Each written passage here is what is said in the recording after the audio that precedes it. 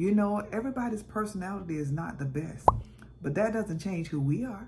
If we're good people, we're going to treat them right. I was on a job one time, and this guy, I don't know what it was about him, but not saying he's a bad person, but he just would do things and he would lie, and you know he lying. And so, but he needed some time off, and he didn't have a lot of time on the books. So we worked it out so he could get that time off. You know, we made sure that he could get that time off. And so had I looked at the personality and tried to figure that out, then maybe I wouldn't have been able to do that. That's not how you manage people. You treat people the way you would treat your best person, the person people that you love the most. That's what you do. If you go out your way to sacrifice for people that you love, then you do the same thing for the other people. The Bible didn't tell you to distinguish between the two. He didn't tell you to do that. You're supposed to treat everybody right. You're supposed to imitate Christ. You're supposed to show people the love of Christ. You're supposed to show them kindness. You're supposed to have empathy.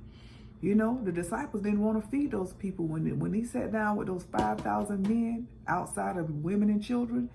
They was like, man, come on, we ain't got no food. Let's go, Jesus. And he's like, no, they been out here. Let's go ahead and feed them.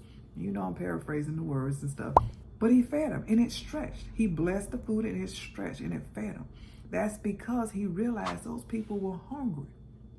So when you see a homeless person, don't just toot your nose up. Don't look at people differently because they can't do what you do. You just continue to be you. As time goes on, God can bless you, and you might be able to do a little more later. But it's not about what you do in the moment of material things. It's making sure the basic necessities are met. That's food. You know, if it's cold and you got a coat, and I'm sure some of y'all, I got a bunch of coats. So I can go give somebody a coat if they're cold. That's not a big deal. So those are the things we have to look for. If you feel like they need a shirt, some shoes, what is it going to cost you? You can't take that money. You trying to pass it on to somebody else. You can't take the money to the grave with you. So instead of telling somebody you praying for them, go buy them a meal. Ask them what would they like. I'm going to go to KFC. What would you like? I'm going to Taco Bell. What would you like? And you give it to them. If you give them a couple of dollars, it ain't your job to worry about what they're doing with it. If they say they're going to get some food with it and you're in a rush and you just giving it to them at the light, then do that. You're giving from your heart. And God's going to bless you because of that, not what they do with it. They have to answer to God for that. But you never know when your giving will be the impetus that drives them to Christ. Because somebody could have planted that seed already. Somebody could have watered it. And your giving could allow God to give the increase because you're imitating Christ. You're showing the love of Christ. The Bible that they will never read sometimes. But sometimes if you help draw them to Christ, then they will start reading that word and they'll remember that person, something was different about them.